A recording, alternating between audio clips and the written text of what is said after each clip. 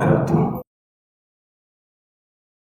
Innal hamdalillah nahmaduhu wa nasta'inuhu wa nastaghfiruh wa na'udzu billahi min syururi anfusina wa min sayyiati a'malina.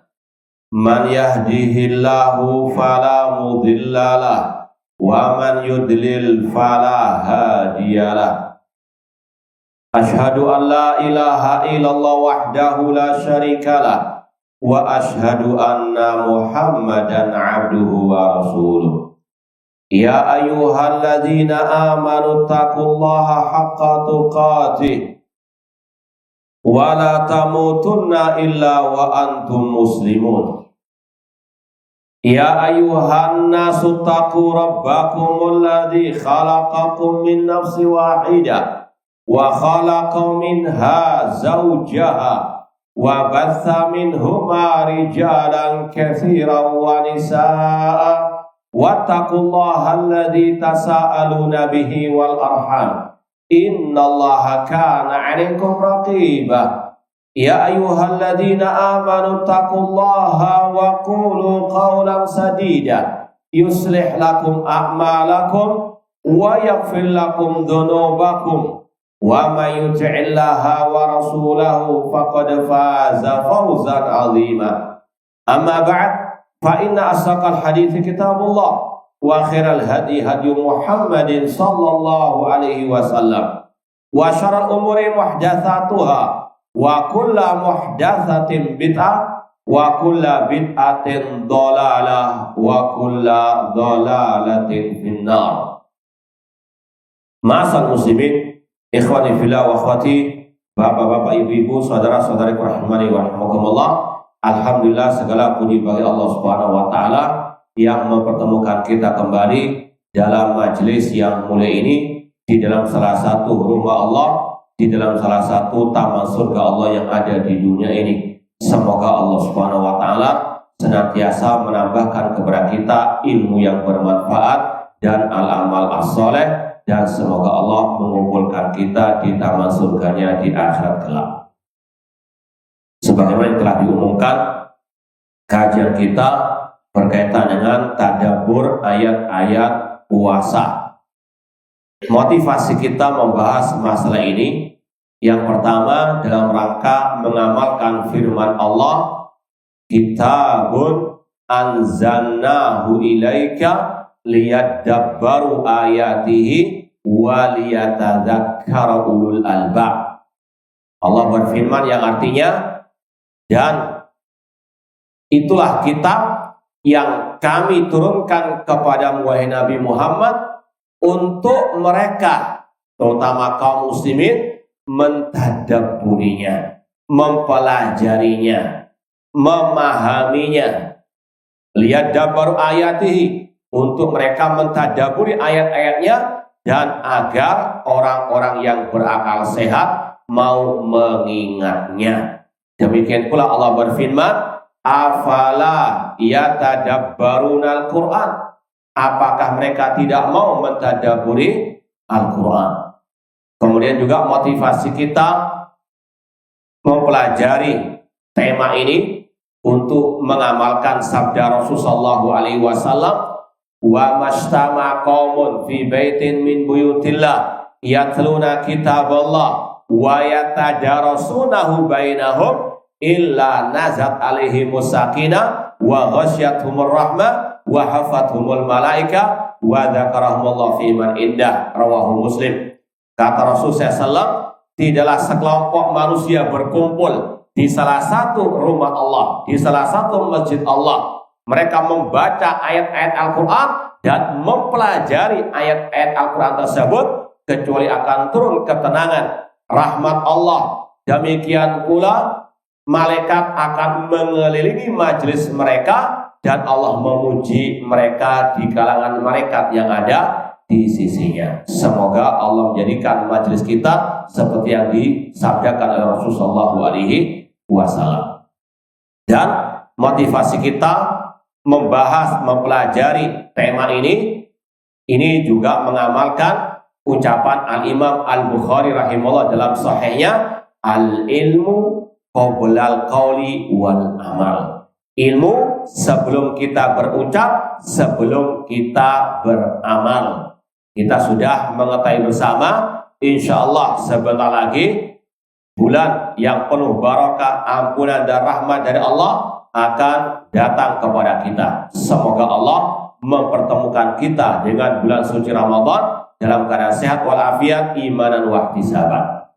Maka seorang muslim muslimah yang bijak sebelum datangnya musim akhirat, ladang-ladang pahala, kata para ulama, selayaknya untuk murojaah, mengulang kembali pelajaran yang berkaitan dengan ibadah yang akan dilaksanakan, tentunya yang berdasarkan Al-Quran dan Sunnah Rasulullah SAW. Meskipun tiap tahun kita mengulang-ulang kembali, namun namanya manusia kadang ada lupa, perlu diingatkan kembali. Minimal tadi al-ilmu qoblal qauli wal amal. Ilmu sebelum kita berucap dan sebelum kita beramal. Dan ilmu yang dimaksud adalah qala Allah wa qala Rasul wa qala as-sahabat. Ilmu yang berdasarkan Al-Quran, Sunnah Rasul, dan pemahaman para sahabat Rasulullah SAW. Dan insya Allah pada kesempatan yang berbahagia ini kita hanya sekedar membacakan tafsir dari Fadilatul Syekh Al-Allamah Abdurrahman bin Nasir As-Sa'di rahimahullah ta'ala. Dalam tafsir beliau, tafsir Syekh Abdurrahman As-Sa'di rahimahullah ta'ala, karena tafsir ini sangat amat pas dengan kita sebagai istilahnya orang-orang awam, karena tafsirnya sangat simpel. Bahkan pernah kita mendengar dari Fadilatul Syekh Al-Allamah Al-Muhaddits Abdul Muhsin bin Haban Al-Abad Al-Badr, ahli hadis kota Madinah. Beliau pernah mengatakan kitab tafsirnya Syekh Abdurrahman As-Sa'di la yastaghni anhu alimun wala amil. Bahwasanya tafsir beliau ini dibutuhkan mulai dari orang yang alim sampai orang yang awam, karena singkat namun padat, dan insya Allah akidahnya selamat dari segala bentuk asyubuhat. Karena di luar sana banyak tafsir-tafsir yang penuh dengan syubuhat ataupun yang tidak sahih akidah penulisnya. Dan sekali lagi, ini yang perlu kita sampaikan dari muqaddimah tadabbur ayat-ayat puasa. Kita langsung masuk kepada tafsir surat Al-Baqarah ayat 183 sampai 185. Kalau memang waktunya mencukupi, lanjut sampai 2 ayat berikutnya biidznillah ta'ala. Yang pertama, surat Al-Baqarah 183, Allah berfirman, ya ayyuhalladzina amanu kutiba alaikumus siyamu kama kutiba alal ladzina min qablikum la'allakum tattaqun. Wahai orang-orang yang beriman, diwajibkan atas kalian untuk berpuasa sebagaimana diwajibkan atas orang-orang sebelum kalian agar kalian bertakwa. Kata Syekh Al-Allamah Abdurrahman bin Nasir As-Sa'di rahimahullah, yukhbiru ta'ala bima manna bihi ala ibadihi bi annahu farada alaihi musyam. Allah mengabarkan di dalam ayat tadi tentang nikmat yang Allah berikan kepada hambanya. Apa nikmat tersebut? Yaitu Allah wajibkan kepada mereka untuk berpuasa. Ini yang wajib untuk kita yakini. Bulan suci Ramadan adalah nikmat yang luar biasa yang Allah berikan kepada kita. Makanya sebelum datangnya Ramadan, kata para ulama, harus disambut dengan riang gembira, lapang dada, bahagia. Kita menyambut nikmat Allah yang luar biasa. Jangan malah merasa sempit dada. Waduh, gak bisa makan siang lagi. Waduh, gak bisa macam-macam lagi kalau pagi sampai malam dan seterusnya. Na'udzubillahi min dzalik. Ini nikmat yang wajib untuk kita yakini. Bahkan kata para ulama, antum bisa bayangkan seandainya ada kabar yang otentik, akan ada tamu yang datang kepada kita membawa harta yang banyak untuk kita, hadiah yang istimewa, mungkin mobil yang sangat mahal sekali. Maka hati kita jauh-jauh hari sebelum datangnya tamu tersebut akan sangat bergembira, bahkan mungkin nggak bisa tidur malam untuk menunggu kedatangan tamu istimewa tersebut. Dan tamu yang akan datang kepada kita sekarang ini, kata para ulama, lebih dari itu semuanya, lebih daripada dunia dan seisinya. Oleh karena itulah Allah berfirman, "Qul bi fadlillahi wa bi rahmatihi fabidzalika falyafrahu huwa khairun mimma yajma'un." Katakan wahai Nabi Muhammad, dengan rahmat dari Allah dan karunia-Nya hendaklah mereka bergembira. Falyafrahu, dan itu lebih baik daripada dunia yang mereka kumpulkan. Ma'asyiral muslimin ikhwani fillah wa akhwati rahimani wa rahimakumullah. Perlu kita sampaikan juga, ada sebuah ungkapan atau kaidah dari seorang sahabat Rasul yang bernama Abdullah bin Mas'ud radhiyallahu taala anhu tentang ya ayyuhalladzina amanu. Ini kan banyak dalam ayat-ayat Al-Qur'an. Kata Abdullah bin Mas'ud radhiyallahu anhu, ada kaidah, idza sami'tallaha yaqul ya ayyuhalladzina amanu fa'ariha sam'aka. Kalau Anda mendengar Allah berfirman, ya ayyuhalladzina amanu, wahai orang-orang yang beriman, maka pasang telinga Anda, maka dengarkan dengan seksama. Jadi tolong yang hadir di sini dengarkan dengan apa? Bukan terlalu khusus sampai tidur, jangan. Pasang telinga, ini ucapan Abdullah bin Mas'ud radhiyallahu taala anhu. Kalau Anda mendengar Allah berfirman ya ayyuhalladzina amanu, pasang telinga Anda, fa'ariha sam'aka, dengarkan dengan seksama. Fa imma khairun tu'mar bihi, karena setelah ya ayyuhalladzina amanu ada dua kemungkinan. Yang pertama, setelahnya itu akan ada kebaikan yang engkau akan diperintah oleh Allah kepadanya, au syarrun tunha anhu, atau kemungkinan yang kedua, kejelekan yang engkau akan dilarang darinya. Ya ayyuhalladzina amanu kutiba alaikumusiyam, ini khairun, kebaikan, ini nikmat yang wajib untuk disyukuri dan untuk dilaksanakan perintah Allah Subhanahu wa taala. Ini sekali lagi yang wajib untuk dijiwai, dipahami oleh seorang muslim. Makanya kata sebagian para ulama, di antara kesalahan orang muslim ketika menyambut Ramadan, ketika datangnya Ramadan, itu tidak ada penjiwaan dalam hatinya bahwasanya ini bulan yang istimewa, ini bulan yang sangat agung. Sekedar dalam hati gak ada pengagungan, biasa-biasa sajalah, sama dengan bulan-bulan yang lain. Ini sudah keliru. Karena apa? Allah mengagungkan bulan ini, Allah memuliakan. Maka seorang muslim wajib untuk apa? Memuliakan, mengagungkannya, meskipun harus dengan catatan tidak boleh menyelisih ajaran Allah dan Rasul sallallahu alaihi wasallam. Menyambut awal Ramadan atau sebelum Ramadan dengan ziarah kubur, pamitan dulu. Naudzubillah min, tidak ada ajaran ziarah kubur, silahkan di hari-hari tidak ditentukan.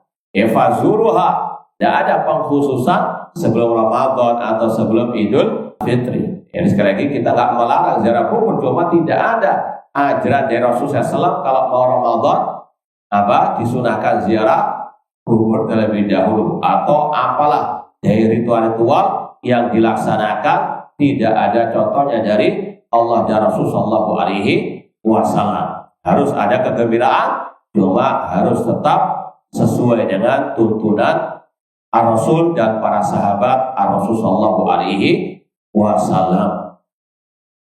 Kemudian kata Syekh, kama faradahu 'alal umami sabiqah. Dan Allah mewajibkan puasa Ramadan sebagaimana Allah mewajibkan kepada umat-umat sebelum umat Nabi Muhammad SAW. Adapun kewajiban berpuasa di bulan suci Ramadan bagi umat Islam ini sangat terang benderang.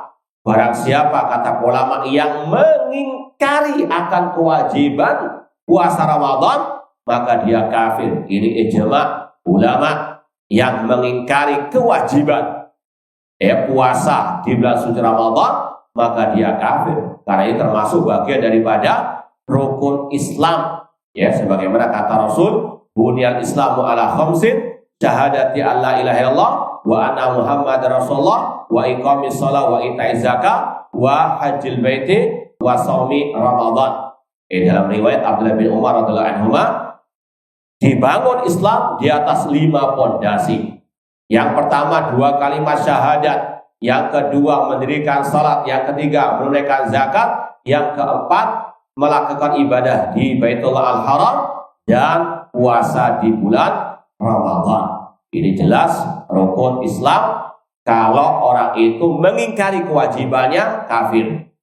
Adapun kalau dia tidak melaksanakannya, maka tidak kafir, namun dosa besar yang dia diancam. Kata Rasul, pernah dalam riwayat, Rasul pernah bermimpi dan mimpinya Rasul adalah wahyu. Adapun mimpi selain Rasul bisa jadi itu bisikan syaitan.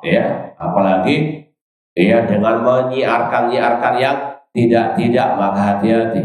Kemudian kata Rasulullah SAW, beliau melihat kauman allaqina bi araqibihim, ada seseorang yang digantung kepalanya di bawah, kakinya di atas, kemudian bibirnya itu mengeluarkan darah.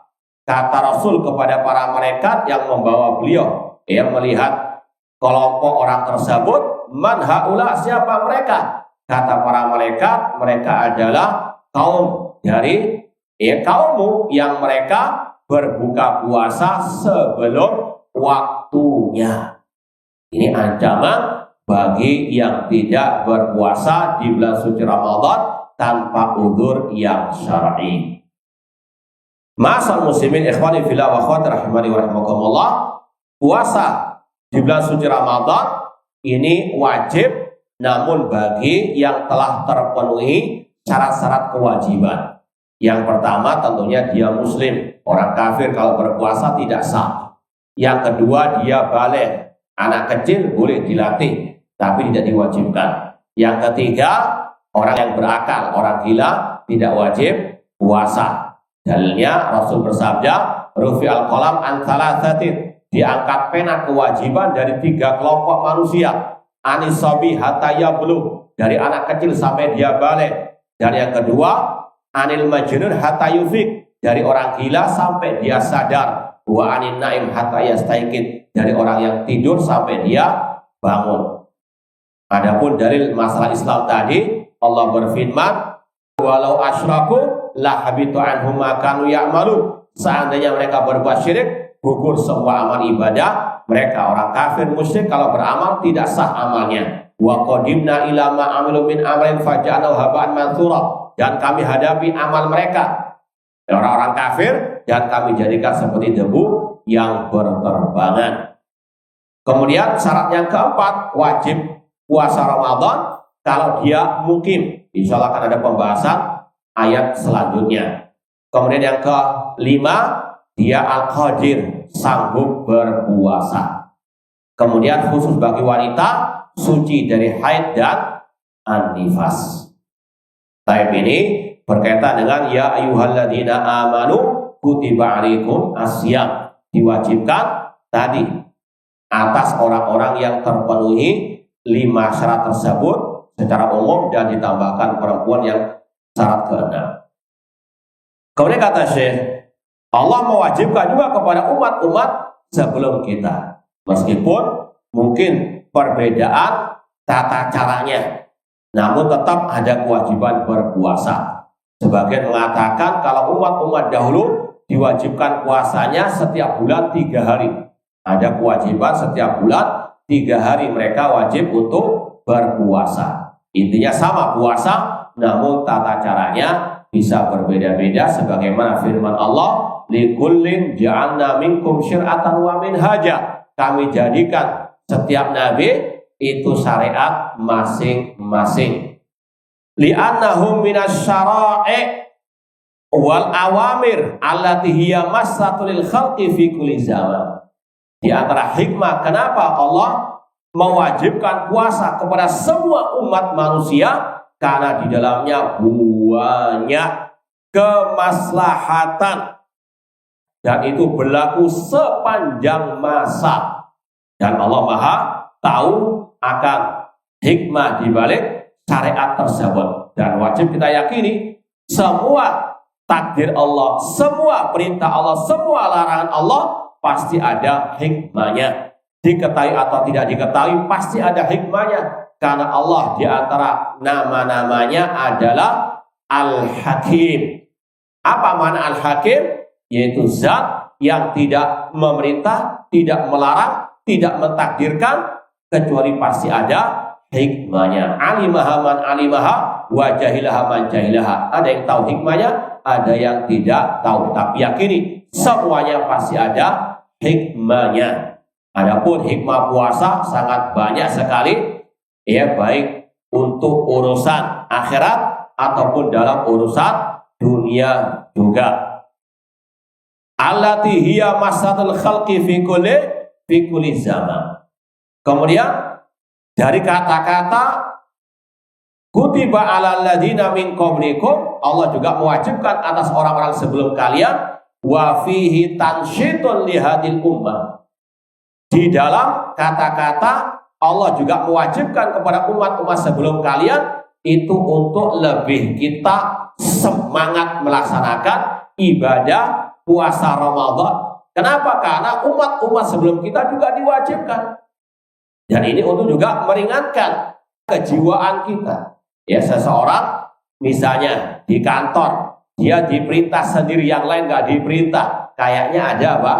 Beban tersendiri. Namun kalau semua juga sama-sama diperintah, agak apa? Lebih ringan. Makanya kata beliau, kata-kata juga diwajibkan atas orang sebelum kalian untuk kita apa? Lebih bersemangat, untuk kita lebih antusias dalam melaksanakannya. Bi annau yanbaghi lakum an tunafisu ghairakum fi takmil a'mal. Dan juga agar kita berlomba-lomba, jangan kalah dengan umat-umat sebelum kita, agar kita lebih bisa sempurna ibadah kita dibanding umat-umat yang lainnya.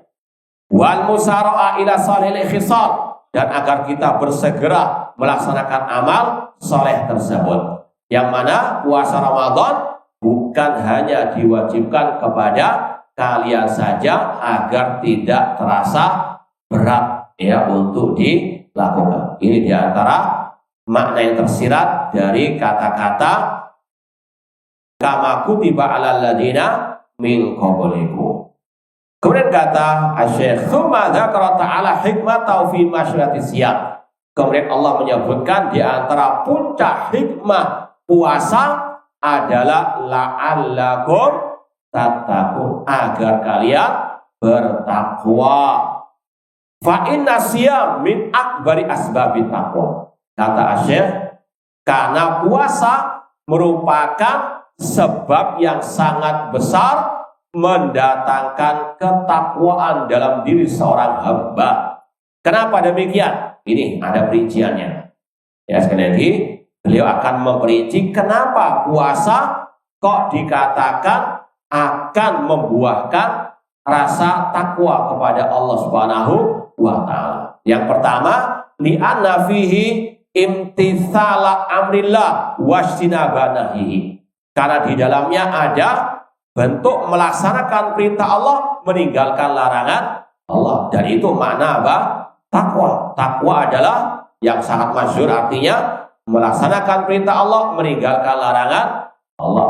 Di dalam puasa ada bentuk melaksanakan perintah, yaitu puasa menahan diri dari makan dan minum dari berjima, dari hal-hal yang membatalkan puasa, dari terbitnya fajar sampai tenggelamnya matahari dengan niat ta'abbud beribadah kepada Allah. Itu definisi puasa kata para ulama.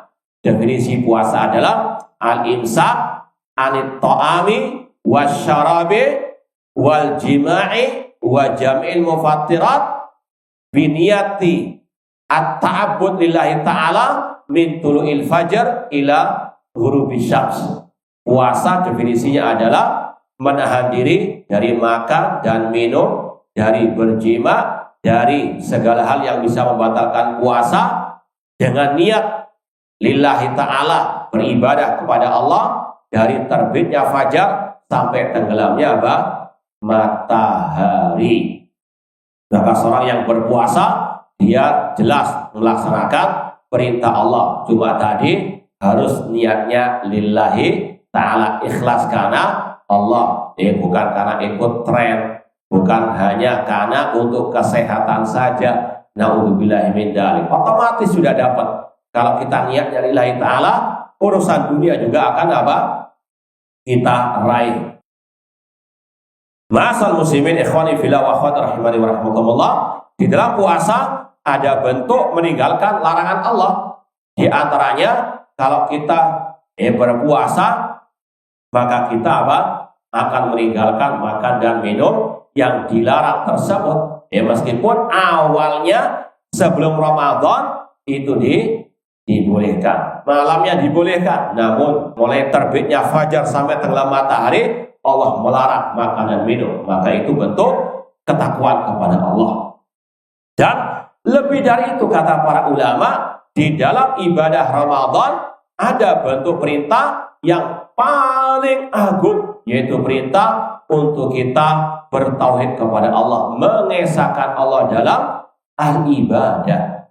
Sebagaimana kata Rasul, man shoma ramadhana imanan wahtisaban ghufira lahu ma taqaddama min dzambi. Barang siapa yang berpuasa di bulan suci Ramadan imanan, kata sebagian para ulama, mana imanan? Imanan billah, dengan didasari oleh iman kepada Allah, dengan didasari oleh tauhidullah, mengesahkan Allah dalam al-ibadah. Puasa adalah ibadah, kita serahkan kepada Allah. Maka semua ibadah yang lain juga wajib diserahkan kepada Allah. Salat kita, sesembelihan kita, kul inna salati wa nusuki wa mahyaya wa mamati lillahi rabbil alamin. Katakanlah sesungguhnya salatku, sesembelihanku, hidup dan matiku hanyalah untuk Allah, Rabb semesta alam. Demikian pula doa kita hanya kepada Allah, ud'uni astajib lakum, istighosah kita, dan seterusnya. Demikian pula kita meninggalkan larangan Allah, dan larangan Allah yang paling utama adalah syirik kepada Allah, menyekutukan Allah dalam al-ibadah. Imanan billah, itu bertauhid kepada Allah dan meninggalkan syirik kepada Allah Subhanahu wa ta'ala. Nah, kemudian di antara perincian kenapa puasa mendatangkan ketakwaan kepada Allah, fa mimma istama alaihi minat taqwa anna shaim yatruk ma harramallahu alaihi minal akli wasyurbi wal jima'i wa nahwiha. Karena orang yang berpuasa seperti yang kita sampaikan tadi meninggalkan hal-hal yang diharamkan oleh Allah, baik meninggalkan makanan, minuman, berjima dan selainnya. Di antaranya juga meninggalkan ucapan yang kotor, karena Rasul bersabda, "Malam yada qaula zur wal amala bihi falaysa lillahi haja fi an yada ta'ama wa syarabahu." Barang siapa yang tidak mau meninggalkan ucapan yang dusta, perbuatan yang dusta, Allah tidak butuh dengan puasanya. Laisa siyamu minal akli wasyurbi wa inna wasiyam minal lahwi warrafathi. Kata Rasul, puasa bukan sekedar meninggalkan makan dan minum, namun harus juga meninggalkan ucapan yang kotor ataupun hal-hal yang sia-sia. Allati tamilu ilaiha nafsuhu mutaqarriban bidzalika ilallah rajian bitarkiha thawabahu fahada minat taqwa. Dan orang tersebut meninggalkan hal-hal tadi Meskipun hati, hawa nafsunya itu condong kepadanya, namun dia tahu ini dilarang oleh Allah Subhanahu wa Ta'ala, dan dia niatnya mendekatkan diri kepada Allah, mengharapkan pahala dari Allah. Kemudian di antara sebab mengapa puasa dikatakan bisa menyebabkan orang itu bertakwa kepada Allah, wa minha anna shaima yudarrib nafsahu ala muraqabatillah. Karena orang yang berpuasa melatih dirinya sepanjang hari untuk merasa diawasi oleh Allah Subhanahu wa Ta'ala. Ini pelajaran yang sangat luar biasa dari puasa. Ketika orang itu puasa siang hari, mudah untuk membatalkan puasa tanpa dilihat oleh siapapun. Masuk kamar, ya, di tasnya sudah ada 1 bungkus nasi, ada ya 1 botol minuman, dimakan, diminum, keluar, diusap. Ini sekali lagi sangat mudah. Namun seorang muslim muslimah ketika ya puasa merasa selalu diawasi oleh Allah. Mau berucap yang kotor, ingat Allah mengawasinya, maka dia nggak jadi mengucapkan ucapan yang kotor atau apapun dari perbuatan yang jelek. Ini puasa melatih manusia merasa diawasi oleh Allah, dan ini pelajaran yang selanjutnya untuk terus pegang erat sampai mati. Ittaqillah haitsuma kunta, bertakwalah kepada Allah di mana saja engkau berada, dan itu tidak mungkin terwujud kecuali dengan merasa diawasi oleh Allah Subhanahu wa Ta'ala. Dahulu ulama salaf pernah berkata, silakan kalian berbuat maksiat namun di tempat yang tidak dilihat oleh Allah. Di mana itu? Coba cari di GPS, ada enggak? Nggak mungkin. La takhfa alaihi khafiyah, tidak tersembunyi bagi Allah sesuatu apapun. Ini yang menjadikan puasa akan mendatangkan ketakwaan pada diri seorang hamba. Kemudian kata Syekh, fayatruk ma tahwa nafsuhu ma'a qudrati alaihi li ilmi bittila'illahi alaihi. Orang itu akan meninggalkan yang disukai oleh hawa nafsunya, makan, minum, bahkan tadi berjima, padahal dia sanggup melakukannya, namun dia tinggalkan karena dia tahu Allah mengawasinya, dan pasti kalau dia melanggar perintah Allah akan ada sanksi di akhirat kelak. Wa minha, kemudian juga di antara sebab kenapa puasa bisa mendatangkan ketakwaan pada diri seorang hamba, an-nasyam yudayyiku majariyas syaitan fa innahu yajri min ibni adam majrad dam. Karena puasa itu mempersempit jalannya asyaitan dalam diri manusia. Karena kata Rasul, setan itu bisa masuk ke dalam diri Bani Adam sebagaimana mengalirnya darah. Namun dengan orang itu meninggalkan makan dan minum di siang hari, maka itu akan mempersempit ruang gerak-gerik asyaitan. Apalagi Rasul bersabda, idza jaa Ramadan futihat abwabul jannah wa ghulliqat abwabu jahannam wa sulsilatis syayatin. Apabila datang bulan suci Ramadan, dibukakan pintu surga, ditutup pintu api neraka, dan dibelenggu setan-setan. Kalau ada yang bertanya, loh tapi kan banyak orang yang masih tidak puasa, yang masih berbuat maksiat di Ramadan, katanya kok dibelenggu setan-setan. Kata para ulama, yang pertama, yang dibelenggu itu enggak semua setan, karena dalam riwayat yang lain Rasul mengatakan wasufidat marodatus syayatin, yang dibelenggu itu pentolan-pentolannya, dedengkot-dedengkotnya setan dari kalangan al-jin. Jin atau setan dari kalangan jin itu kurang lebih sama dengan preman dalam hidupnya manusia. Preman ada kelas kakap, ada kelas teri, sama, setan dari kalangan jin juga demikian. Ada yang kelas kakap, ada yang kelas teri. Dan ini juga kalau kita hubungkan dengan pembahasan masalah sihir dan perdukunan, itu juga demikian. Tukang sihir misalnya dukun menyantet, menyihir seseorang, Kemudian seseorang ini datang kepada dukun yang lain. Dua-duanya haram ya, dua-duanya syirkun akbar. Cuma kita menggambarkan bagaimana dunia jin kata para ulama.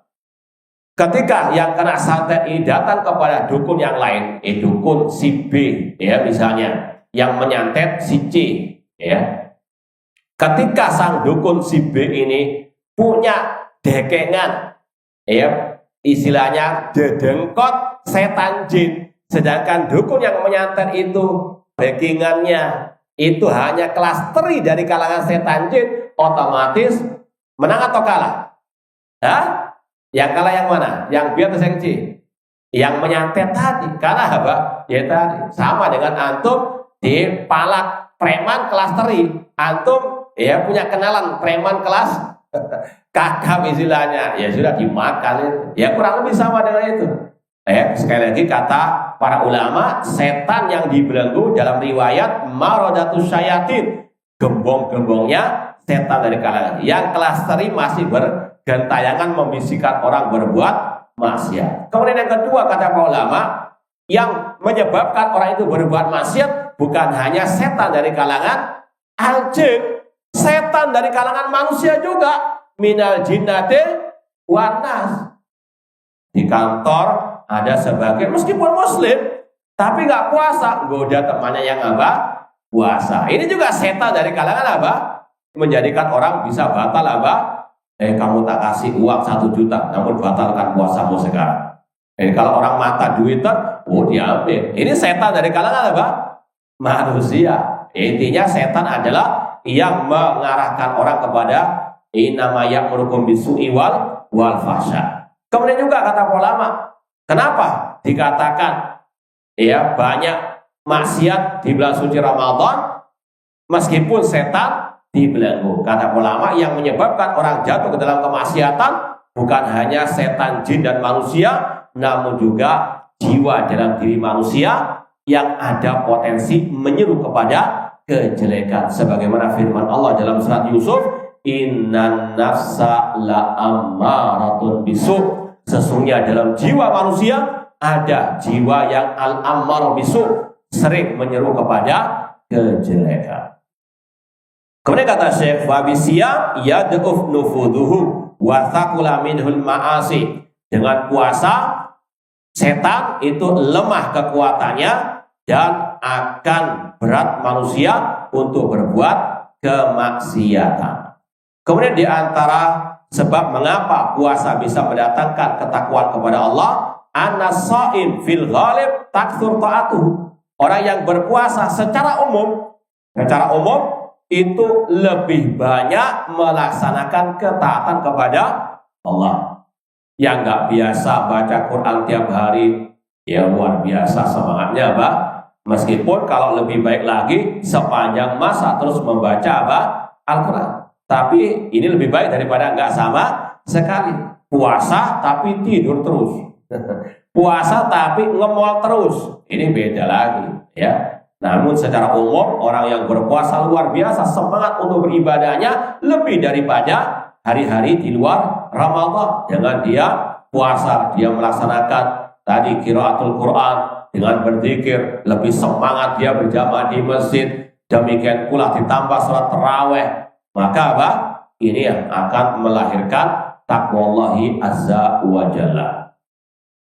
Kemudian kata beliau, wa minha annal ghani idza dzaqa alamal ju' au jabalahu dzalik muwasatal fuqara wa al mu'damin wa hadza min khisalit taqwa. Demikian pula orang yang punya ya kecukupan harta atau orang kaya ketika merasakan bagaimana lapar di siang hari, maka kalau dia betul-betul menjiwai puasa tersebut, dia akan lebih berjiwa sosial. Dia akan bisa merasakan bagaimana orang-orang yang sepanjang hari, bukan di Ramadan saja, harus menahan lapar. Ya, jangankan untuk makan 3 sehari. Sekali saja kadang sebagian orang tidak mampu. Ya, antum jangan mengukur kadang dengan ukuran antum. Masa nggak bisa sih? Banyak masih orang yang tidak bisa makan sehari 3 kali. Ada sebagian yang harus utang tiap hari untuk membeli beras dan seterusnya. Maka seorang yang ketika dia berpuasa dia punya kecukupan, dia akan lebih berjiwa sosial. Dan ini yang Rasul apa? Contohkan. Rasulullah SAW dikatakan ajwadan nas, yang paling dermawan. Dan Rasul yang paling dermawan ketika datangnya apa? Bulan suci Ramadan, apalagi dilipat gandakan pahala, ya. Apalagi juga memberikan buka puasa kepada yang berpuasa di bulan suci Ramadan.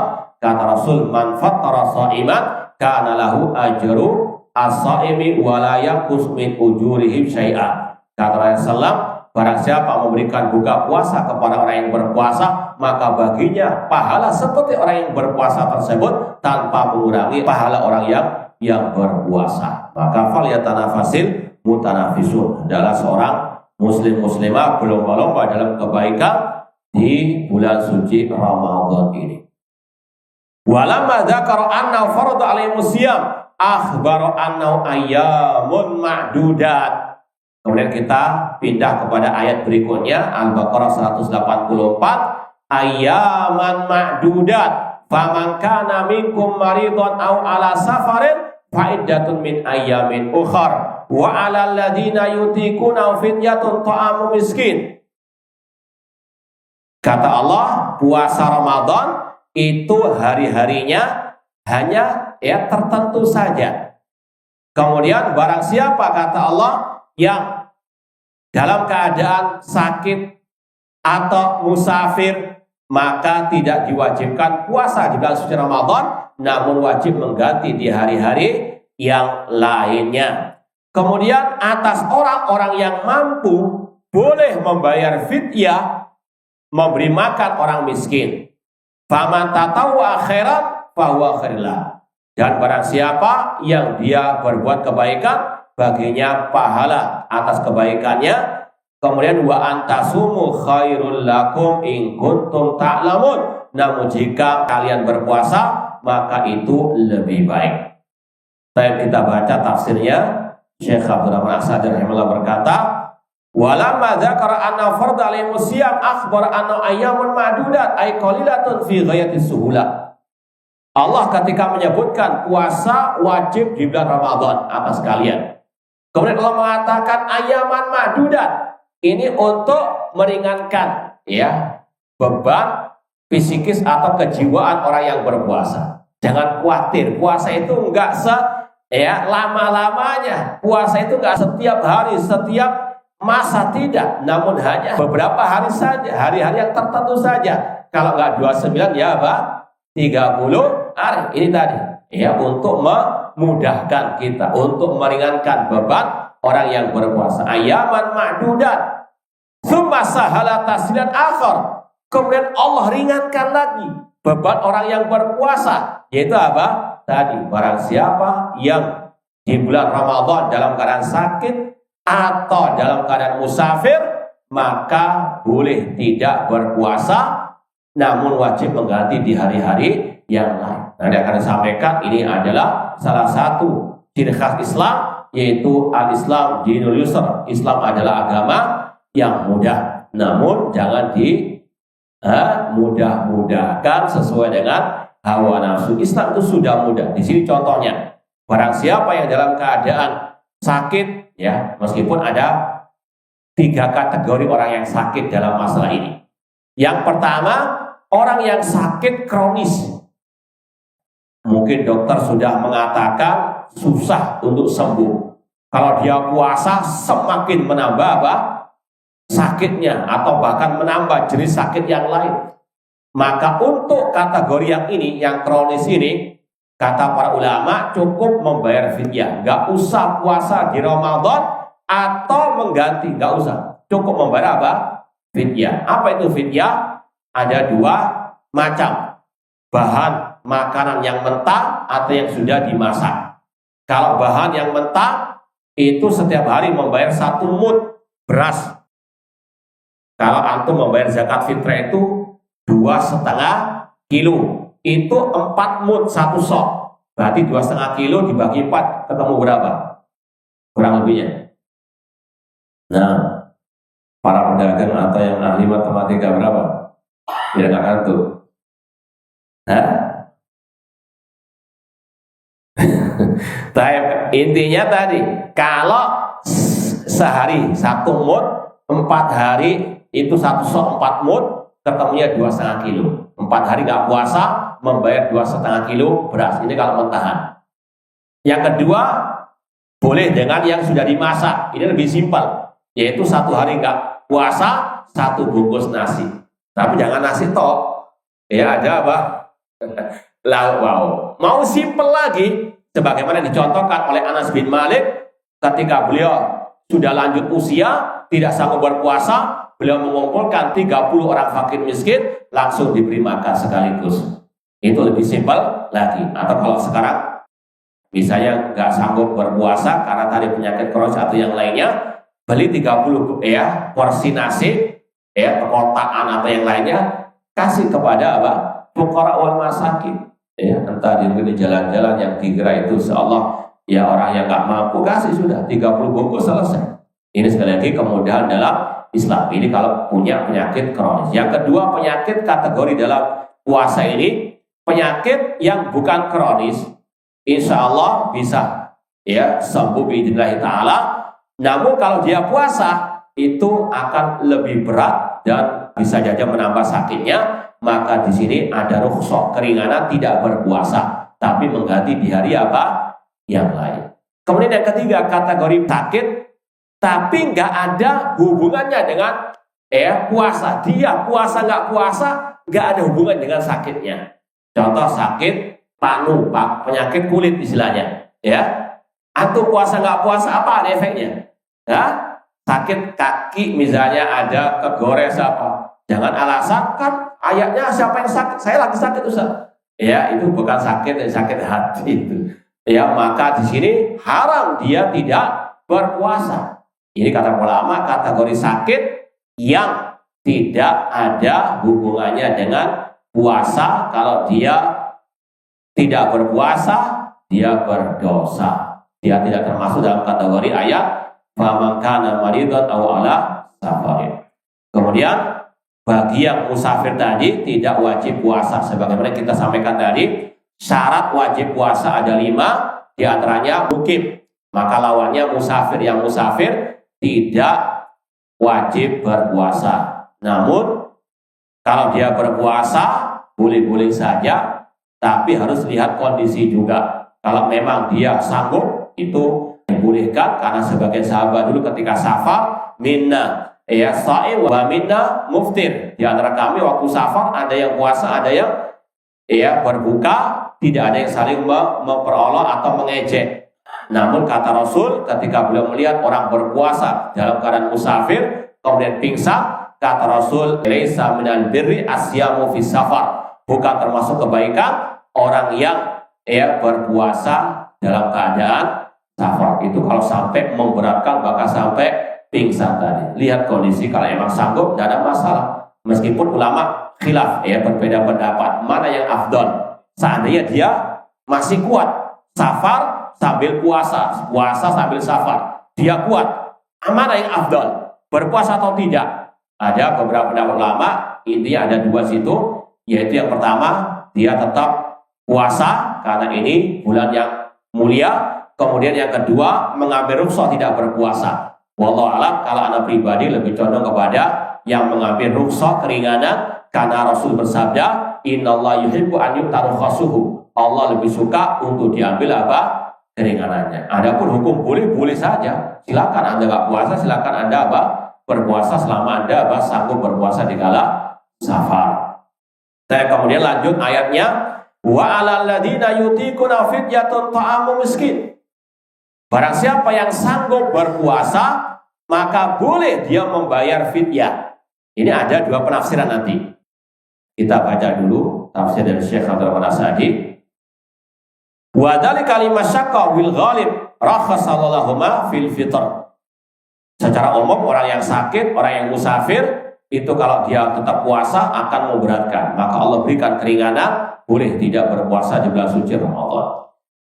Walamma kana la budda min husuli maslahati siyam li kulli mu'min amarahuma an yaqdiya fi ayyamin ukhar idza zalal marad wa qada safar wa hasatir raha. Ya, karena puasa itu banyak kemaslahatannya. Kalau orang yang sakit, orang musafir tidak puasa di Ramadan, tetap Allah mewajibkan untuk diganti di hari-hari yang lainnya. Sekali lagi, karena apa? Puasa banyak manfaatnya. Di antaranya asyamu junnatun. Puasa itu seperti perisai yang bisa menghalangi orang dari api neraka, dari kemaksiatan. Kemudian wa fi qouli faidatun min ayamin ukhar, kata-kata faidatun min ayamin ukhar, puasa Ramadan itu kalau bagi musafir yang sakit boleh diganti pada hari-hari yang lain. Fihi dalilun ala annahu yaqdi adada ayami Ramadan. Kalau orang itu sakit nggak puasa seminggu misalnya di bulan Ramadan, ya kewajibannya membayar juga apa? Iya, sama seminggu juga. Ya, bagi yang sakit tidak kronis tadi. Kemudian al-kana onakisa wa ala annahu yajuz an yaqdi ayyaman qasiratan baridatan an ayyamin tawilah harakal akas. Dan ini juga sebagai dalil, misalnya terutama di atau mungkin di Eropa atau di tempat yang lain, kadang musim kan berbeda-beda waktu apa? Jam terbit fajar dengan apa tenggelamnya matahari. Ya, kalau musim dingin yang lebih panjang malamnya atau siangnya? Yang pernah di Eropa tuh. Kalau musim dingin, mana yang lebih banyak? Antum jangan kiaskan Indonesia kurang lebih sama lah. Tapi yang di luar sana kadang jauh sekali perbedaannya malam dan siangnya di musim-musim tertentu. Kalau musim dingin misalnya, yang paling panjang malamnya atau siangnya? Yakin ya? Ya sudahlah. Yang paling panjang siangnya. Otomatis puasanya lebih panjang daripada musim panas. Maka tidak ada masalah. Ramadan musim dingin, antum nggak puasa, gantinya di musim panas, lebih apa? Singkat misalnya. Nggak ada masalah perbedaan apa? Musim. Yang penting harinya mengganti di hari-hari tersebut sama dengan yang ditinggalkan ketika di bulan Ramadan. Kemudian kata Allah, wa 'alal ladzina yutiqunahu ayyutiquna siyam fidyah an kulli yaumin yuftirunahu. Ini jangan sampai gagal paham. Kalau terjemahnya tadi, bagi yang mampu berpuasa maka boleh membayar fidyah. Kalau ada yang bertanya, kok bisa yang mampu kok boleh membayar apa? Fidyah. Ini ada dua penafsiran ulama. Ringkasnya kalau kita sebut dulu, yang pertama, ayat ini dimansukh. Dia apa? Dihapus. Ayat ini berkaitan dengan sejarah pertama syariat puasa bagi umat Islam. Di awal-awal Islam itu puasa masih belum diwajibkan. Meskipun orang itu masih segar bugar, gak ada sakit, gak musafir, boleh gak berpuasa. Ada dua pilihan, puasa atau membayar apa? Fidyah. Ini sejarah awal puasa dalam Islam, belum diwajibkan. Tapi setelah itu turun ayat yang akan kita baca setelah ini 185, itu mengatakan faman syahida minkum syahra falyasum. Barang siapa yang hadir di negerinya di bulan Ramadan, wajib baginya berpuasa. Kata sebagian ulama, di antaranya Abdullah bin Umar radhiyallahu anhu, ayat 184 ini dihapus oleh ayat 185. Jadi sekali lagi jangan mengambil yang sudah dihapus ayatnya ini kemudian dengan tidak berpuasa tanpa ada uzur yang syar'i. Itu dulu awal Islam. Sebagaimana dulu kan khamar tidak langsung diharamkan, bertahap. Ini sekali lagi sesuai dengan hikmah Allah Subhanahu wa taala. Adapun yang kedua, kata-kata wa 'alal ladzina yutiquna fidyatun, sebagaimana pendapat Abdullah bin Abbas radhiyallahu anhu, ayatnya enggak dihapus. Cuma itu diberlakukan bagi orang yang tua, yang sudah lanjut usia. Yang masih muda jangan mengaku sudah tua kalau masalah puasa.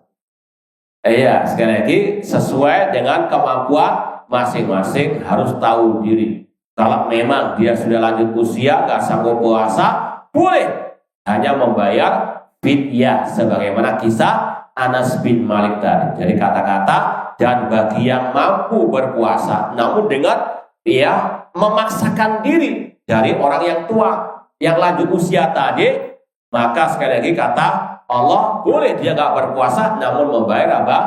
Fidyah.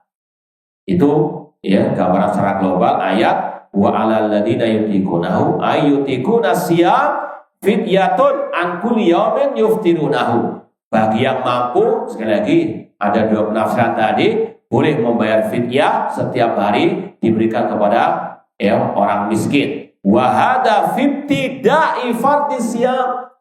Ayat ini kata beliau itu diturunkan di awal kewajiban syariat puasa. Lama kanu ghaira mu'tadin al-siyam. Karena dulu mereka, terutama tadi para sahabat Rasulullah, belum terbiasa dengan adanya syariat puasa tersebut. Wa kana fardhu hatman fihi masyaqqa alaihim. Kalau langsung diwajibkan, ini terasa apa? Ya, lebih berat. Sebagaimana tadi masa turunnya ayat haramnya khamar tidak langsung diharamkan, namun bertahap. Ya, ini di awal al-Islam. Kalau sekarang sudah nggak ada lagi. Paham ya? Misalnya orang baru masuk Islam, antum apa katakan tidak apa-apa. Ya, makan tidak boleh, antum wajibkan sudah.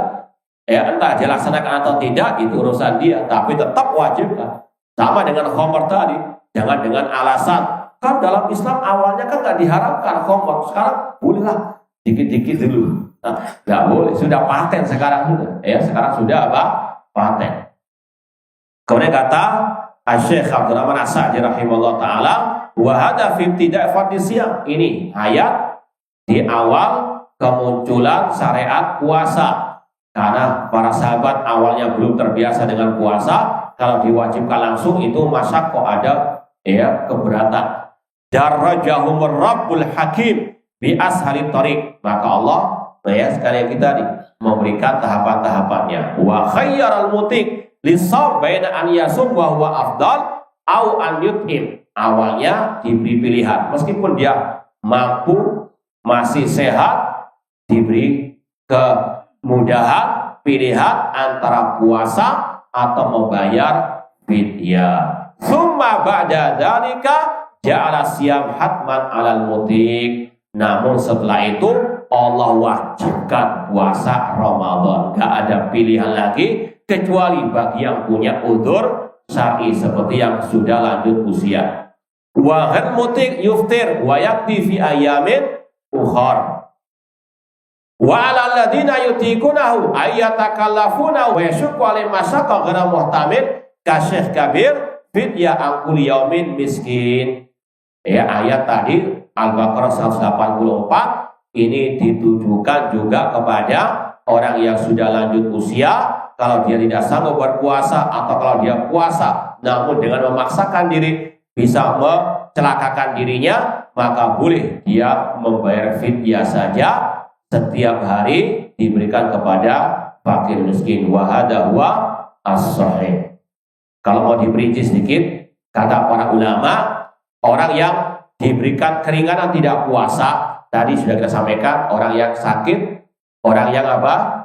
Musafir, orang yang sudah lanjut usia dengan perincian-perincian tadi. Demikian pula perempuan yang hamil, perempuan yang menyusui.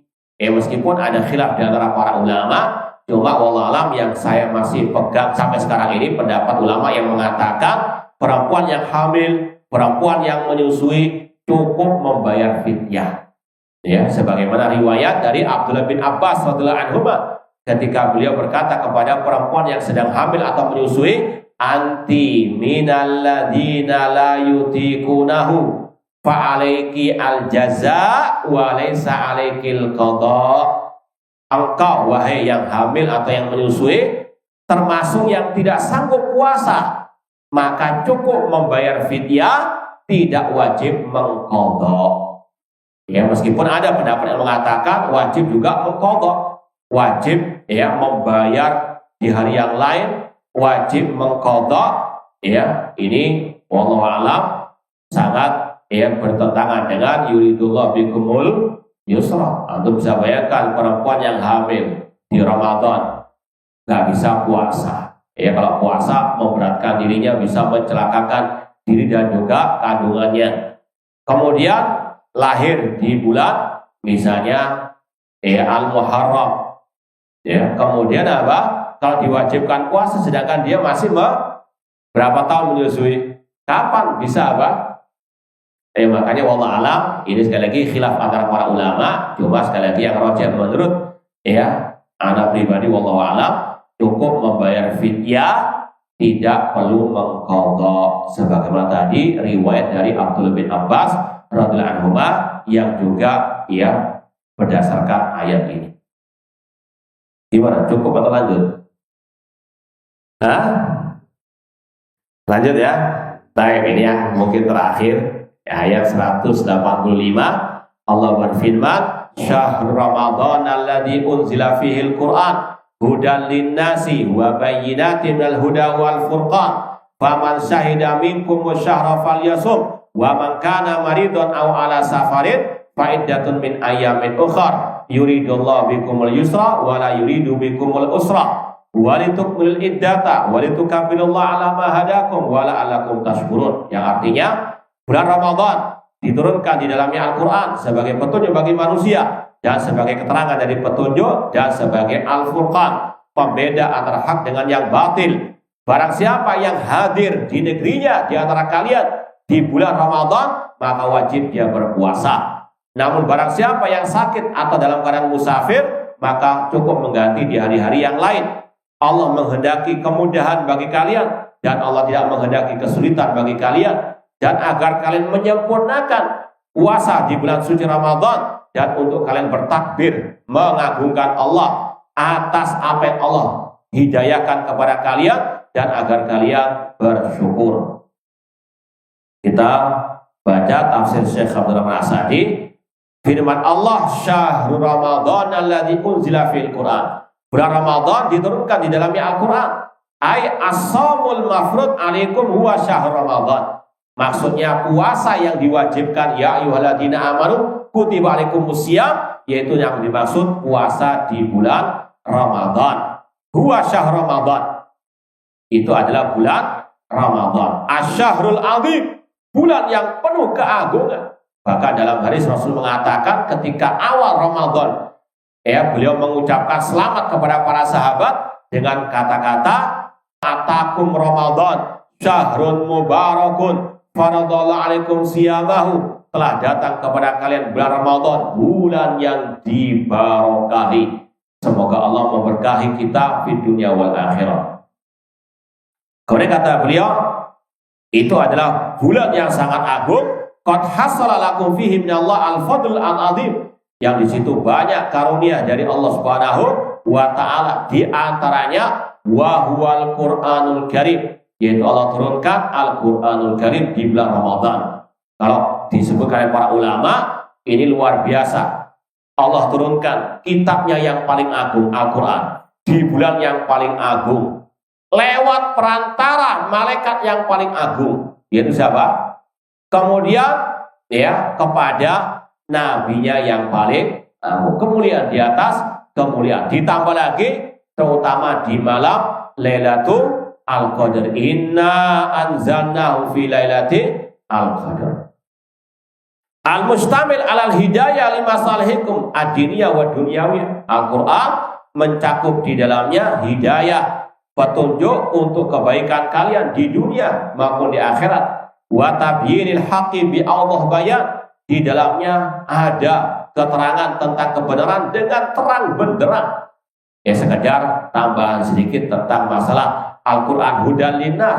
Al-Quran ada petunjuk bagi manusia. Ini terutama berkaitan dengan masalah akidah, terutama berkaitan dengan tauhid asma wa sifat yang banyak sekarang dipermasalahkan oleh sebagian ahli bidah.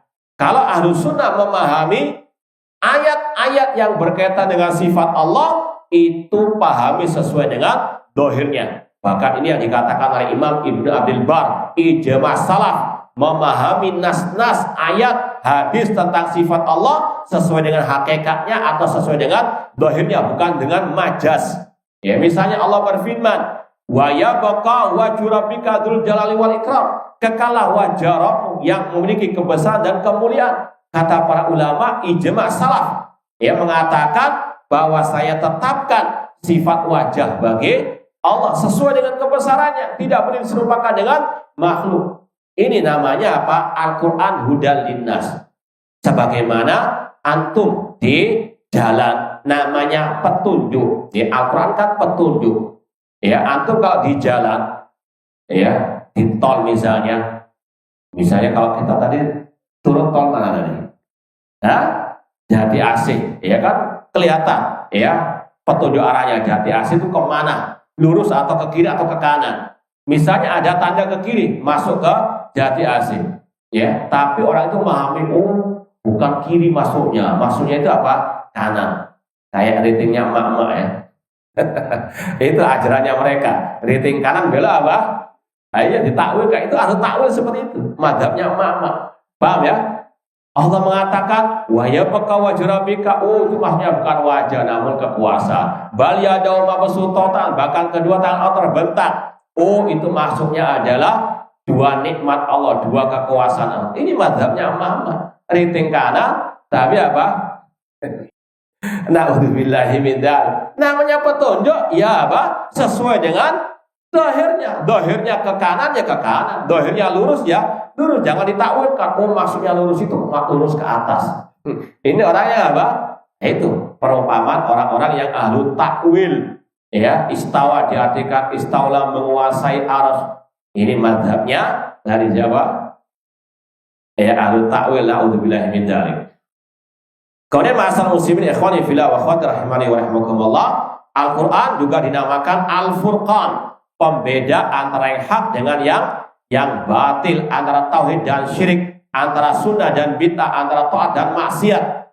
Wal huda wad dhalal, antara petunjuk dan kesesatan, wa ahli sa'adah wa ahli syaqawah. Fa haqiqun bi syari hada fadlu wa hada ihsanullah alaikum fihi an yakuna mausiman lil ibad mafrudan fihi asyam. Kalau bulan Ramadan seperti ini keagungannya, keutamaannya, maka memang layak untuk diwajibkan atas manusia melaksanakan ibadah puasa di dalamnya. Falamma qararahu wa bayyana fadilata wa hikmatallahi ta'ala fi takhsisihi qala faman syahida minkum wasyahra falyasum hada fi ta'yin siyam 'alal qadir as-sahih al-hadir.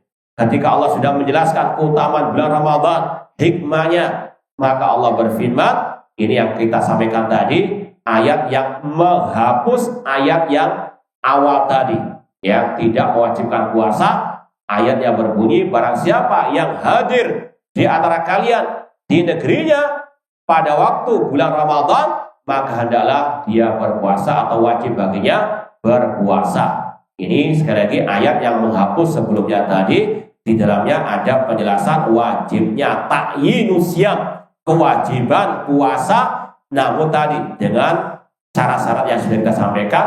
Syaratnya bagi yang mampu, yang sahih, yang sehat, al-hadir, yang bukan musafir. Namun permasalahannya, kapan ya kita tahu masuknya awal Ramadan? Ini yang wajib kita yakini. Rasul bersabda, sumu liru'yatihi wa aftiru liru'yati. Puasalah kalau melihat hilal dan beridul fitrilah kalau melihat al-hilal. Fa in humma 'alaikum fa akmilu iddata Sya'ban 30.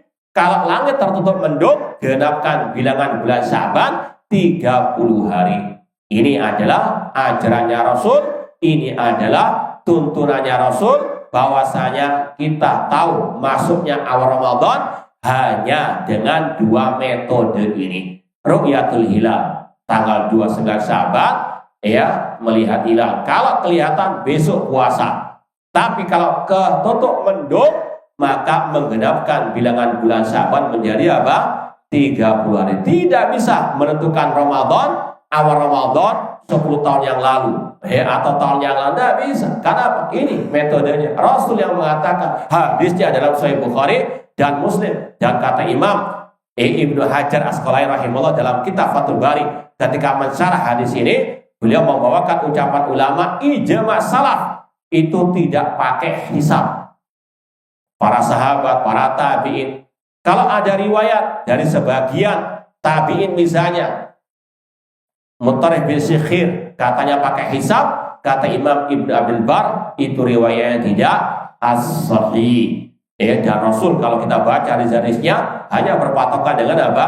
Ru'yatu al-hilal. Kata Abdullah bin Umar radhiyallahu anhu dalam Sunan Abi Dawud, taru'an nasu al-hilal fa akhbartu Nabi sallallahu alaihi wasallam anni ra'aituhu. Manusia mengklaim mereka melihat hilal, maka aku memberitahukan kepada Rasul aku melihat hilal, fasoma. Lalu beliau pun berpuasa, wa amran nasa bisyami, dan memerintahkan orang lain untuk berpuasa. Rasul berpuasa dengan kabar dari Abdullah bin Umar dengan apa tadi ru'yatu al-hilal. Kemudian kata Abdullah bin Umar tadi, Rasul yang mengumumkan, menentukan, bukan orang per orang. Namun apa? Waliul amr, pemimpin kaum muslimin, pemerintah, bukan apa swasta, bukan perorangan. Namun apa? Dengan ketetapan dari pemimpin kaum al-muslimin. Dan kata para ulama, likulli baladin ru'yatuhu. Dalam Sahih Muslim, dalam Sunan Tirmidzi dan yang lainnya ada bab, babu maja'a likulli ahli baladin ru'yatuhum. Setiap negeri itu punya wewenang meru'yah hilal sendiri-sendiri. Jangan apa? Ikut patokan Arab Saudi misalnya, ru'yatul hilalnya. Karena kita tinggalnya di mana? Indonesia. Sebagaimana riwayat Sahih Muslim dari Quraib rahimahullah ta'ala, beliau pernah pergi ke negeri Syam dan beliau melihat hilal malam Jumat. Ini di zaman kekhalifahan Muawiyah radhiyallahu ta'ala anhu. Kemudian di akhir Ramadan beliau kembali ke kota Madinah, bertemu dengan Abdullah bin Abbas. Maka mereka berdialog. Dikabarkan bahwasanya penduduk Syam itu lihat hilal malam Jumat. Kata Abdullah bin Abbas, adapun kami penduduk Madinah melihat hilal malam Sabtu. Selisih berapa hari? 1 hari. Kata Abdullah bin Abbas, wala nazalu nasum, dan kami akan terus puasa sebagaimana patokan ru'yah malam Sabtu tersebut, hatta nukambil, sampai menyempurnakan akhir Ramadan atau kita melihat al-hilal. Kata Quraib, kenapa kok nggak ikut ru'yahnya Muawiyah di negeri Syam? Kata Abdullah bin Abbas, hakadza amarona Rasulullah SAW. Inilah yang diperintahkan kepada kami oleh Rasulullah SAW. Jadi kata Abdullah bin Abbas, Rasul menyuruh setiap negeri kaum muslimin meru'yah masing-masing, tidak perlu ikut patokan di Arab Saudi naudzubillah atau Timur Tengah atau yang lain. Likulli baladin ru'yatu, setiap negeri punya ru'yah masing-masing. Kemudian kata Syekh, walamma kana nasakh litakhir baina siyam wal fidah khassa, a'ada rukhsah lil marid wal musafir li alla yatawaham anna rukhsata aidan mansukha. Ketika ayat yang berbunyi tadi wa 'alal ladzina yutiquna fidyatun, itu dibarengi dengan kata-kata barang siapa yang sakit atau musafir tidak wajib puasa.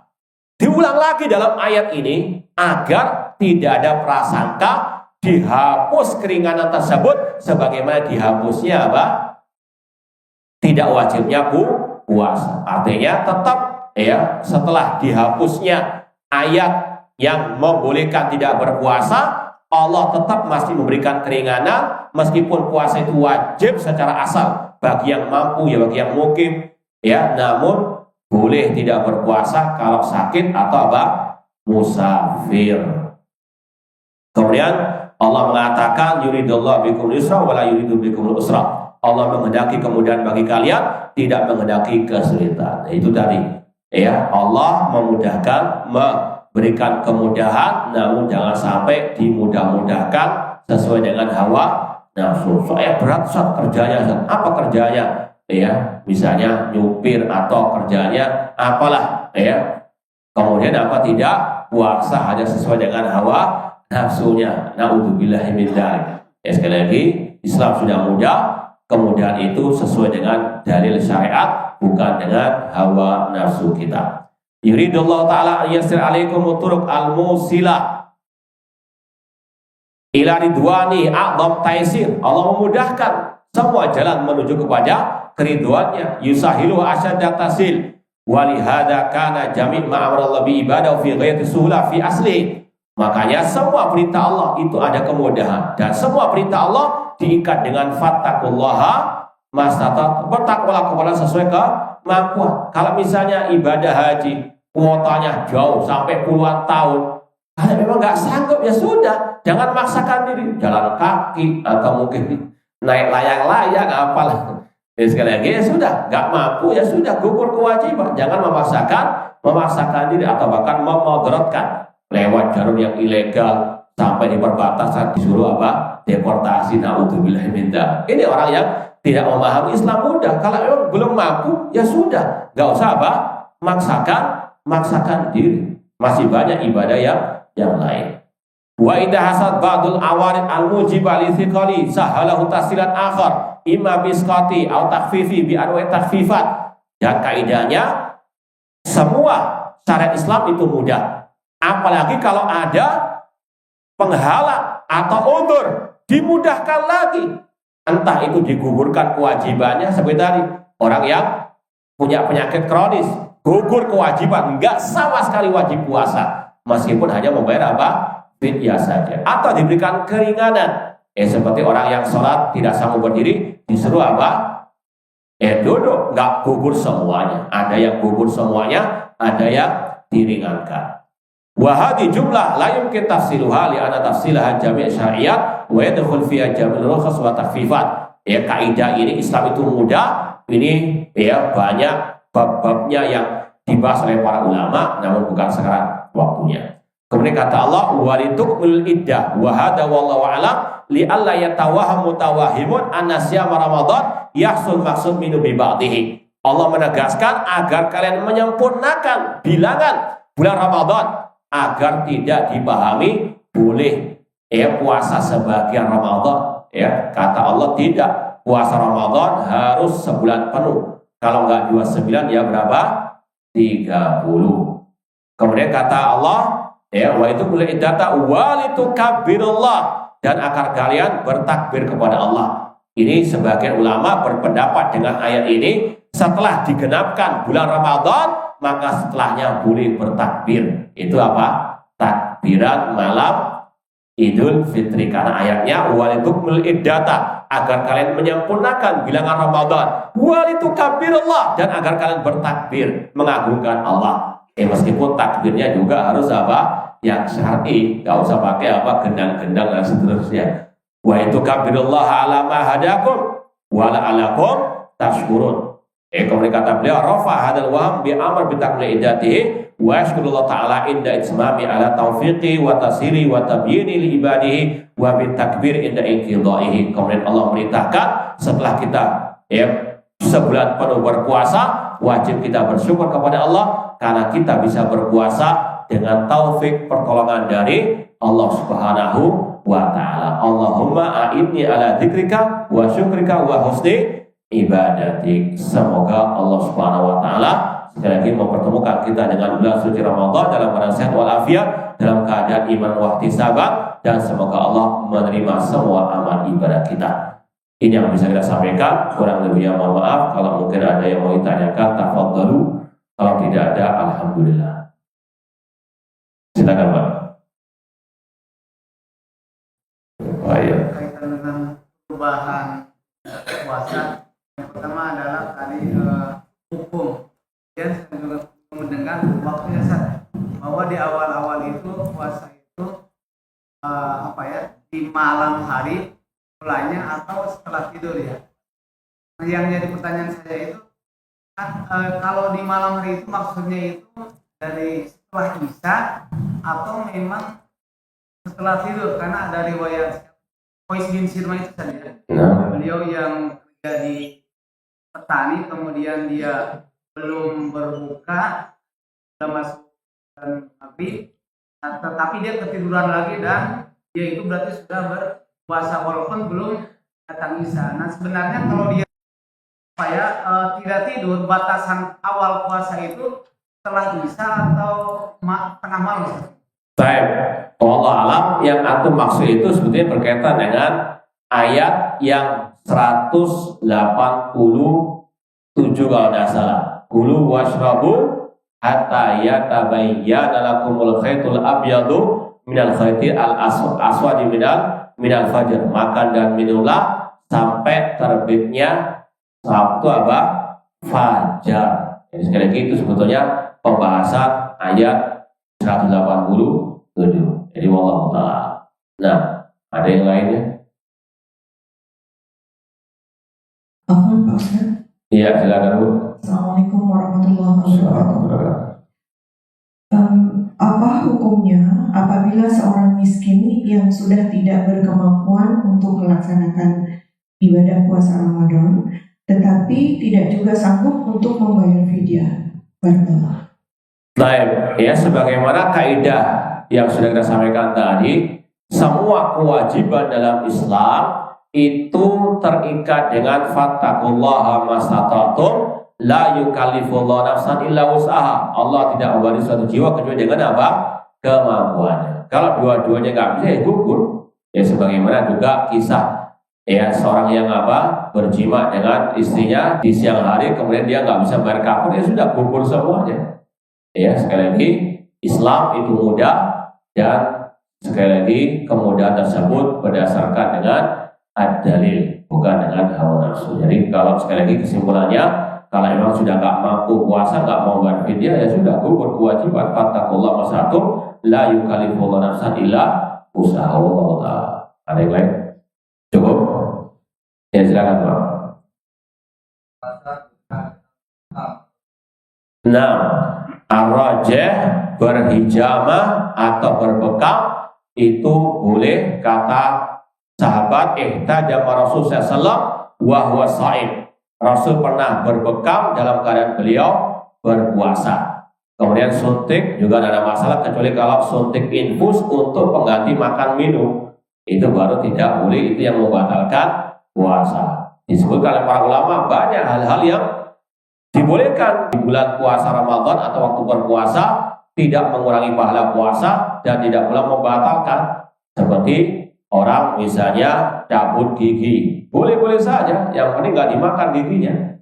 Ya, orang memakai pasta gigi di siang hari, boleh, yang penting nggak dimakan ya pasta giginya atau sikat giginya, boleh-boleh saja. Ya, orang juga terkadang ada menelan apa air liurnya dan sebagainya, ada masalah. Jangan seperti sebagian orang awam, wah kulit bisa patah kalau apa? Iya, istilahnya menelan air liurnya sendiri dikatakan batal, maka apa efek sampingnya? Sebagian kampung itu penuh banjir itu. Nauzubillah min dzalik, kanan kiri dua, nauzubillah min dzalik. Ya, ini sekali lagi dalam Islam tidak ada dalil yang membatalkan. Demikian pula dengan mencium minyak wangi dan seterusnya. Ini sekali lagi termasuk yang tidak mempengaruhi pahala puasa ataupun puasa yang lain. Ada yang mau tanyakan sebelum kita tutup? Ya, Assalamualaikum warahmatullahi wabarakatuh. Assalamualaikum. Gantian dulu ya, yang belum. Bergembira datangnya bulan puasa. Apakah itu akan dijauhkan dari api neraka? Apakah itu hadisnya sahih?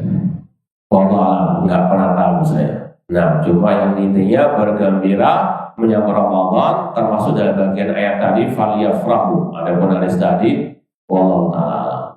Nah, Yang kedua, perayaan nuzulul Quran itu apakah ada tuntunannya? tidak ada sama sekali. Nah, apalagi dikaitkan dengan 17 Ramadan, padahal sudah dijelaskan tadi turunnya Al-Quran, inna anzalnahu fi Lailatul Qadar malam berapa? Di atas malam 20 bukan? Tapi yang paling penting Rasul yang diturunkan Al-Quran kepada beliau, para sahabat yang paling semangat membaca, mengamalkan Al-Quran, mempelajari Al-Quran, tidak ada memperingati hal-hal tersebut. Ya, itu termasuk dalam sabda Rasul, iyyakum wa muhdatsatil umur. Jauhkanlah diri kalian dari hal-hal yang baru dalam urusan agama, fa inna kulla muhdatsatin bid'ah. Nah, ada yang lain? Ya, silakan Pak. pada saat azan bolehkah kita makan sahur? Baik, kalau memulai tidak boleh, tapi kalau melanjutkan boleh. Ya, sebagaimana kata Rasul, idza sami'a ahadukum nida wal ina fi yadihi fala yadau hatta yakdiya hajatahu. Kata Rasul, apabila kalian mendengarkan azan sedangkan gelas di tangan Anda, maka jangan diletakkan sampai dia menunaikan hajatnya, dan tidak boleh merekayasa. Paham ya?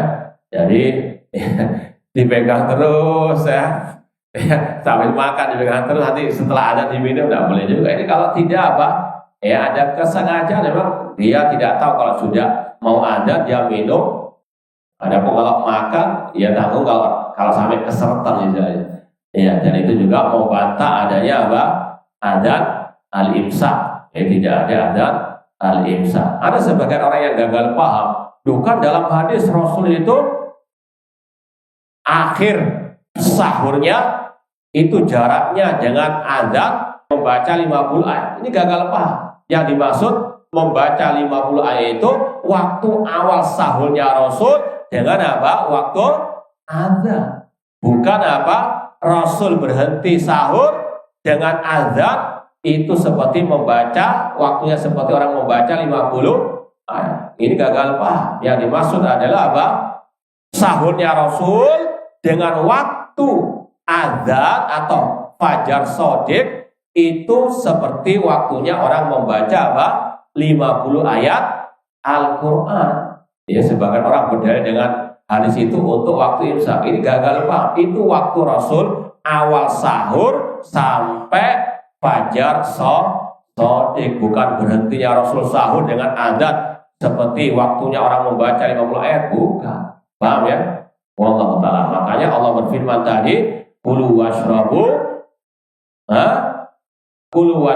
hatta yatabayyana lakumul khaytul abyadu minal khaytil aswadi minal fajr. Makan dan minumlah sampai jelas benang putih dari benang hitam dari waktu fajar. Wallahu ta'ala.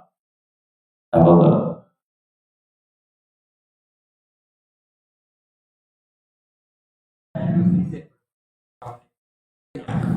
Tahu apa di sini katakan Al-Quran ini pakai waktu lain pakai beberapa menit. Nah itu kita pakai yang Saya Allah ta'ala alam. Secara asal patokannya itu memang bukan waktu azan, namun waktu tenggelamnya matahari. Cuma karena kita susah untuk langsung bisa melihatnya, maka Allah alam lebih baik pakai patokan waktu yang sudah ditentukan oleh pemerintah. Ya, kita pakai waktu azan pemerintah yang sudah dibakukan, dipatenkan. Ya, jadi nggak usah pakai patokan waktu ada. Tapi juga harus ditempatkan juga jam kita. Jangan jam kita cuma mungkin alternatif yang terakhir yaitu kalau kita cari mana waktu masjid yang pas dengan waktu lebih dekat kepada waktu yang telah ditetapkan oleh pemerintah kita. Paham ya? Jadi jangan misalnya ada 3 masjid, yang satu suka trader, ya kadang biasanya adanya itu melebihi 5 menit daripada waktu yang ditentukan. Jangan pakai patokan ini, rugi kita. Jangan pula pakai yang suka korupsi. Waktunya lebih didahulukan daripada waktu yang normal. Cari yang tengah-tengah waktu adanya itu. Dan kalau bisa tadi, waktu apalagi ketika azan di bulan suci Ramadan, jangan sampai muadzinnya makan sampai kenyang dulu kemudian baru azan. Kasihan yang lain nunggu azannya dia. Ya secukupnya minum air 1 tegukan sudah langsung azan. Tidak usah nunggu sampai habis kurma 10. Baik, wallahu ta'ala alam. Ustaz, tambahan satu Ustaz. Silakan Pak.